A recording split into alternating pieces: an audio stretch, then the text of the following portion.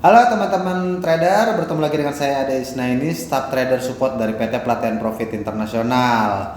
Teman-teman trader, kali ini saya ditemani lagi dengan Pak Bernard Situmeang, Staff Trader dari Research Analis PT Pelatihan Profit Internasional. Apa kabar Pak Ben? Luar biasa. Oke, siap lah. Ya. Pak Ben, saya punya dua pertanyaan aja sih, nggak banyak sih ya untuk yang mungkin investasi yang lagi booming nih.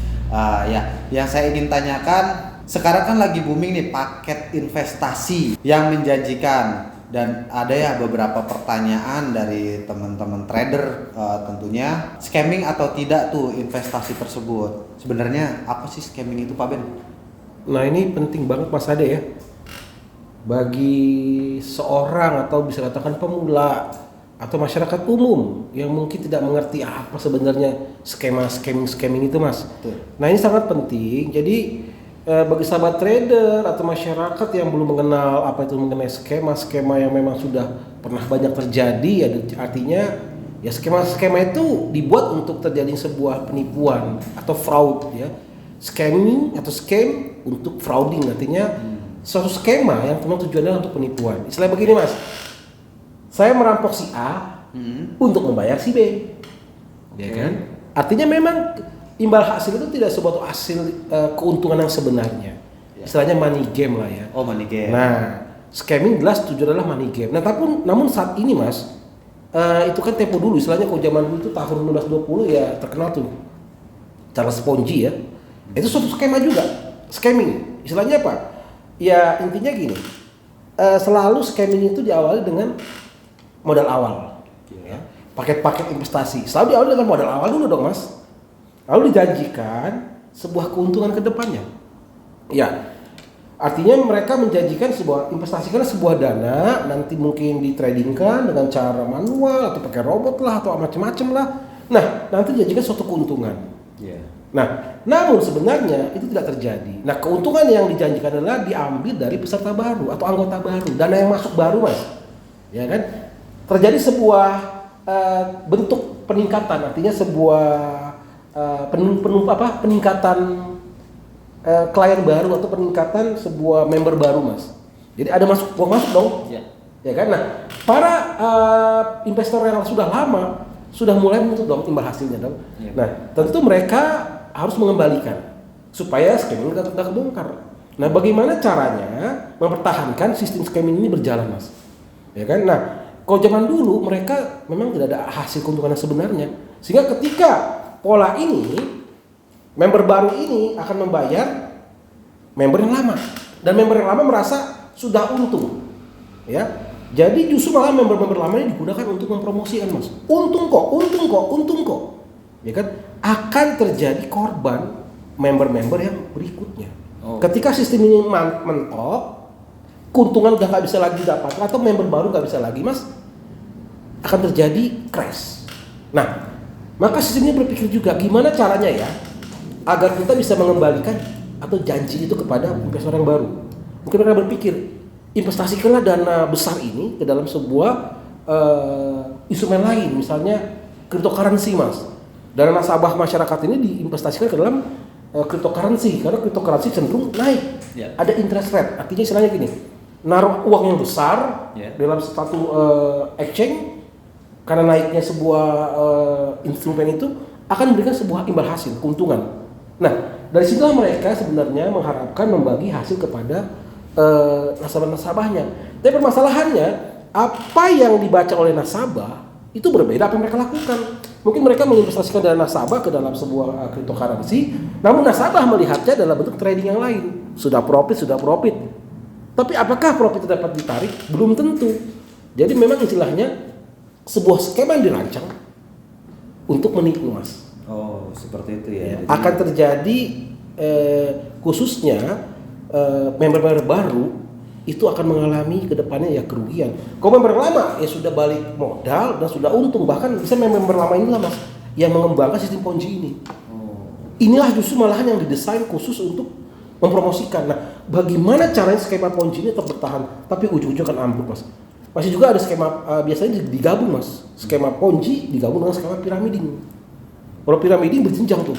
Ya kan ada level-levelnya, digabung. Jadi memang bisa katakan ini sesuatu yang baru, Mas. Penggabungan dari ini, bahkan kalau dalam hukum pun mungkin hukum jadi bingung. Ini dianggap suatu tindak pidana baru kok. Kalau terjadi scamming, artinya terjadi penipuan, terbukti penipuannya. Karena penipuan itu nggak bisa dari awal, Mas. Harus dulu terjadinya ada lima istilahnya, ada 5 kondisi. Sesuatu itu suatu penipuan scamming apa bukan?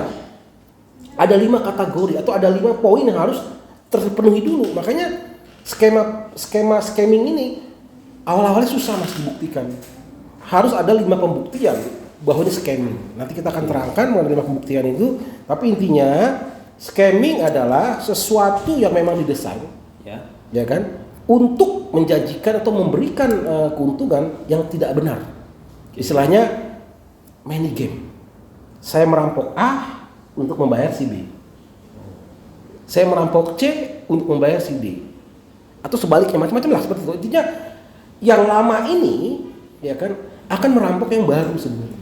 Nah, tadi kan ada yang lama, ada yang baru nih. Nah, jadi misalkan nih nasabah satu ya pertama kali tuh berarti kan dia harus mencari mempromosikan ya scamming tersebut, investasi tersebut kepada nasabah yang baru. Nah, nasabah baru ini kan juga pasti akan mencari ke bawahnya juga. Mungkin nanti yang akan menjadi korban itu atau nasabah yang paling akhir atau dari menengah ke akhir. Nah, seperti itu. Jadi gini, saya bilang tadi sebelumnya Pak, ini sebuah kombinasi hal baru. Ya. Bahkan hukum pun menganggap ini mungkin aja menjadi sebuah tindak pidana baru. Ya mungkin hukum pun nggak bisa menyentuhnya. Ya kan? Intinya harus dibuat suatu fakta-fakta yang baru gitu, Mas. Nah, apakah member baru itu akan mengalami kerugian?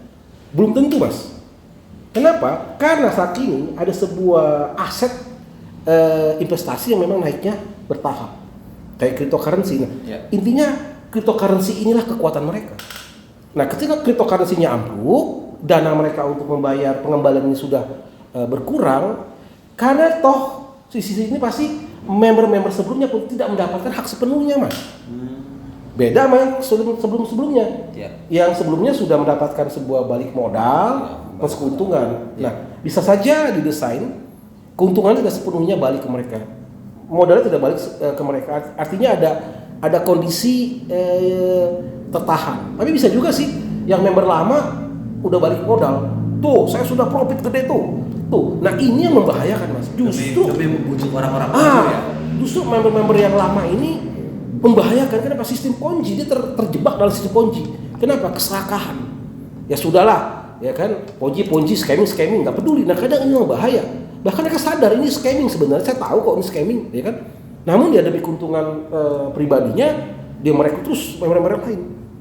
Nah, member lain ini pun mungkin masih mengalami profit. Get member. Nah, akhirnya terbentuklah sistem piramiding, sistem Ponzi dan sistem macam-macam. Namun dipertahankan dengan profit. Mereka berpikir sistem Ponzi punya kelemahan. Kalau pelaku ini tidak memiliki keuntungan lain, Mas. Nah, gimana caranya untuk mempertahankan ini tetap berkumpul? Semakin banyak uang yang masuk, crowdfunding, ya kan? Nah, diinvestasikanlah di instrumen lain, cryptocurrency misalnya Bitcoin. Ya, nggak usah ditradingkan lah, Mas. Dijaminkan saja, mendapatkan bunga aja. Ya, kita bisa menabungkan atau menyimpan dalam mendapatkan interest rate-nya, bunga. Naik terus. Atau kita bahkan usaha apalah, kita beli aset aja, pindahkan menggunakan blockchain lalu kita investasikan. Ketika naik, ambil keuntungannya, amankan lagi sehingga Ponzi bisa bertahan. Nah, yang dikhawatirkan suatu saat ketika pemerintah atau pihak-pihak tertentu mengambil suatu tindakan, takutnya, Mas, crash sistem ini. Ya kan? Kenapa? Karena Anda mendapat keuntungan bukan karena hasil investasi yang sebenarnya. Anda diberikan imbalan. Ya. Selalu ada modal awal, dijadikan imbalan, itu ciri khasnya, Mas. Gitu, seperti itu. Jadi memang member-member baru ya bisa langsung mengalaminya ketika sistem itu crash. Tapi kalau sistem itu dipertahankan, jadi crashnya ini kalau dulu ketika member baru tidak didapatkan, crash, pengembalian susah. Namun saat ini tidak, Mas. Ada cara-cara lain, pendapatan lain. Tentunya adalah di crypto aset itu menjanjikan sehingga adanya cryptocurrency ini, crypto aset itu justru malahan meningkatkan berbagai peluang-peluang yang tanda kutip negatif sebenarnya. Tapi saya tidak anti tentang cryptocurrency, tidak. Saya hanya melihat kenaikan cryptocurrency ini diimbangi dengan banyak kasus sebenarnya. Kalau kita lihat bursa sana crash, itu bursa cryptocurrency besar crash. Ada apa? Dibawa kabur. Ya kita udah dengar tuh Mas, di Indonesia aja ada berapa masalah koin digital lah ya, kita sudah pernah dengar di TV. Di luar negeri Mas, bukan lagi itu, kalau itu kan bisa katakan sebuah kelompok perkumpulan. Kalau ini exchange Mas, bursa cryptocurrency besar ya kan, crash. Kenapa? Karena mereka menerapkan sistem ini sebenarnya. Hanya orang Indonesia masih belum tahu gitu kan. Makanya ya menurut saya tradinglah dengan benar. Investasikan uang Anda di broker yang teregulasi, ya. Dana nasabah diamankan oleh pihak-pihak bank penjaminnya, diregulasi oleh pemerintah. Jelas keuntungan yang kita hasilkan itu real, bisa kita nikmati langsung. Jadi harusnya trader-trader Indonesia itu menggunakan broker-broker yang memang benar-benar sudah terdaftar terregulasi Bapepti ya. Jadi agar mungkin akun kita aman, dana kita pun jadi aman ya. Dan bisa ibaratnya membangun Indonesia kita agar lebih maju lagi. Ya. Nah, di Indonesia sendiri pun apakah masih banyak untuk investasi yang menjanjikan seperti itu, yang investasi bodong tadi? Ya, kalau kita lihat Mas, lagi booming bukan lagi banyak Mas, lagi booming nih Mas. Oh, lagi booming. Saya sendiri hanya merasa ya cerdas lah ya kan. Uang Anda di store kemana gitu loh. Ya, uang Anda di store kemana? Kalau terjadi sesuatu pemerintah pun susah, pihak regulator susah mengelacak asetnya. Kenapa? Karena memang udah dirancang gitu, asetnya pun akan susah dilacak. Misalnya uangnya di store ke si Anu, lalu si Anu menukarnya ke tempat lain, lalu menjadi sebuah aset kripto misalnya, atau ke dalam suatu aset dalam nilai dolar atau apalah, dipindah-pindahkan, sehingga apa? Menyebar, ya. Pelacakan aset ke depannya itu akan sulit Mas. Nah, pertanyaan balik, Anda mengharapkan imbalan, ya. Berarti sebenarnya Anda tidak sedang trading. Anda menyerahkan dana Anda, yaitu di modal awal Anda, untuk ditradingkan. Ya, trader yang benar adalah menyetor dananya sendiri langsung kepada pihak brokernya, tanpa ada pihak ketiga, langsung ke brokernya, ke akun brokernya. Iyalah. Pasti yang teregulasi. Dan akun itu harus segregated, artinya akun terpisah dari akun rekening brokernya. Ya nggak bisa lah Mas, akun segregated dipakai buat tanda kutip bayar operasional perusahaan ya. Betul. Mungkin kan aman, atau brokernya bangkrut, nggak masalah. Dana kita dijamin oleh pemerintah, terpisah dari dana rekening brokernya. Nah, maka disarankan bagi pemula jangan tergiur, ya, jangan tergiur imbalannya. Ya, belajarlah mengenai investasi, belajarlah trading dengan baik, investasikan dana Anda ke sebuah broker yang teregulasi, lalu belajarlah akan diapakan dana itu, ditradingkan dengan cara bagaimana, menggunakan apa, manual kah, otomatis kah, indikator kah, signal kah, macam-macam. Intinya keuntungan yang kita hasilkan adalah keuntungan real. Kita berhak sepenuhnya terhadap keuntungan kita. Tidak ada potong-potong Mas, nggak bisa. Dalam regulasi yang jelas, apapun ceritanya tidak bisa bagi-bagi hasil. Oke. Ya, seluruhnya keuntungan adalah milik investor atau milik trader sepenuhnya. Seperti itu ya. Jadi teman-teman trader nih seperti itu ya.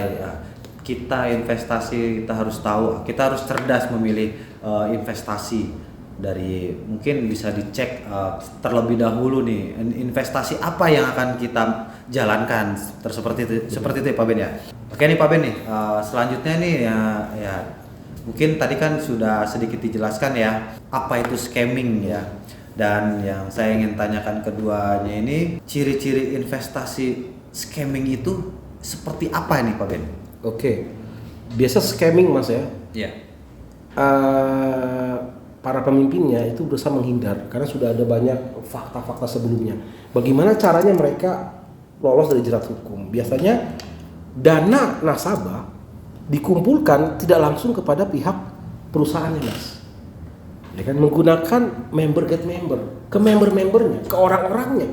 Nah pertanyaannya, orang yang menerima uang kita itu seperti apa kok bisa menerima uang kita? Namanya investasi Mas, harus ditujukan kepada pihak pemilik sekuritas yang jelas. Kalau di saham kan, betul. Kalau di forex ke broker apa? Nah broker juga banyak Mas. Ya, broker yang abal-abal juga banyak ya, broker yang nggak ada regulasinya juga banyak. Artinya apa? Ya di broker itulah saat ini terjadi penipuannya. Penggelapan dana nasabah di mana? Di broker bisa. Nah, disinilah sebenarnya broker bisa dibentuk mas. Istilah ada white label, gray label, ya kan? Nah, artinya apa? Broker-broker yang nggak jelas bisa dibuat mas.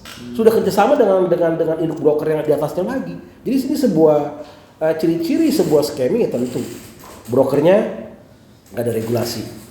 Yang kedua, dana nasabah diterima atau dikirim ke perorangan, ya kan? Dengan alasan ditukarkan ke exchange lah macam-macam ya.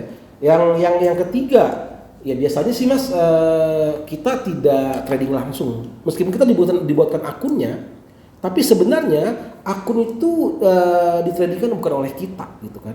Oleh mereka. Dimana dengan forex copy ya di dealernya. Ya. Lalu yang berikutnya ya tentunya gini, coba kita lakukan trading di broker itu tanpa mengikuti sebuah membership. Apakah profitnya dibayar atau tidak? Jadi istilahnya tidak membayar profit itu adalah scamming yang sebenarnya mas. Ya, jadi ciri-ciri scamming yang sebenarnya apa? Tidak membayar profit. Artinya apa? Tes aja. Ya, tradingkanlah sebuah akun di luar membership, akun misalnya umum. Tradingkanlah sekian dolar atau sekian kripto, lalu profitnya bisa nggak di withdraw? Biasanya contoh scamming adalah tidak membayar profit. Kenapa? Karena memang mengharapkan adalah dana nasabah yang dalam membership ini yang dikelola. Tidak mengharapkan trader luar ikut masuk menempel di brokernya. Dia harus masuk ke dalam membershipnya. Kenapa? Agar dapat diatur semuanya. Jadi intinya adalah semuanya ilegal. Ya. Ciri-cirinya adalah tidak memiliki legalitas yang jelas. Meskipun, induknya ada legalitas PT kok. Belum tentu. Iya, yang merekrutnya mungkin PT. Tapi uang kita kemana? Kita sedang ngomong broker. Nggak tahu juga ya. Ya kan? Iya dong. Ya ini sebagai marketingnya PT ini mungkin kan, ya kan? Ya seperti tadi itu, member get member. Nah, mereka sengaja nggak menerima uang. Nah, tetap masalahnya kita ngomong brokernya mas. Ya, kita nggak ngomong ininya. Brokernya ini kita ngomongkan. Kemana dana nasabah disetor? Karena mengenai sebuah histori transaksi mas, itu bisa dimodif, itu bisa disesuaikan, percayalah. Ya. Karena ya akun sendiri ada akun demo, ada akun real, ada akun dummy. Jadi bijak-bijaklah untuk berinvestasi ya. Intinya uang kita diamankan. Kita tanamkanlah uang kita ke broker yang sudah jelas. Kita sedang ngomong broker. Kalau brokernya kabur, brokernya tutup, brokernya bangkrut, akun kalian tidak dalam akun terpisah, segregated account. Ya ketika brokernya bermasalah, kabur, bangkrut, hilang seluruh nasabah. Jadi semua kenangan-kenangan keuntungan member-member yang sebelumnya itu sebuah metode scamming sebenarnya. Merampok A, membayar si B. Ya kan? Nah, itulah gambaran sebuah scamming yang sebenarnya. Jadi menurut saya pilihlah broker yang memiliki regulasi yang jelas. Oke. Seperti itu Pak Ben ya, teman-teman trader. Jadi seperti itu ya teman-teman trader.